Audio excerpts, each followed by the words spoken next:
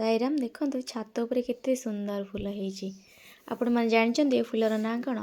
ମୁଁ ତ ଗୋଟେ କ୍ଲିନିକ୍ ଯାଇଥିଲି, ଦେଖିଥିଲି ଏଇ ଛାତ ଉପରେ ତାଙ୍କର ଏଇ ଫୁଲଟା ମାଡ଼ିଥିଲା। ମୁଁ ତାଙ୍କଠୁ ଗୋଟେ ଡାଳ ମାଗିକି ନେଇକି ଆସିଥିଲି, କିନ୍ତୁ ସେ ବଞ୍ଚିଲାନି। ତାପରେ ପୁଣି ଆଉ ଥରେ ଡାଳ ଆଣିଥିଲି, ସେ ବି ବଞ୍ଚିଲାନି। ବହୁତ ଖୋଜି ଖୋଜି କଟକରୁ ମୁଁ ଏ ଗଛ ଆଣିକି ଲଗେଇଛି। ଦେଖନ୍ତୁ କେତେ ସୁନ୍ଦର ଫୁଲ ହେଇଛି।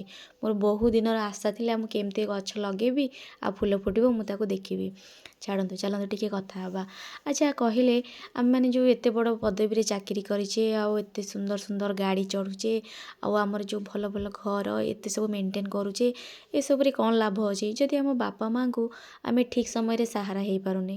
ଆଉ ଗୋଟେ କଥା ହେଉଛି, ଯଦି ଆମେ ସୋସିଆଲ ମିଡ଼ିଆରେ ଯେଉଁ ଫଟୋ ଛାଡ଼ୁଛେ ହ୍ୟାପି ଫ୍ୟାମିଲି, ଆଚ୍ଛା କହିଲେ ସତରେ କ'ଣ ହ୍ୟାପି ଫ୍ୟାମିଲି? ଆପଣମାନେ ଖୁସି ଅଛନ୍ତି?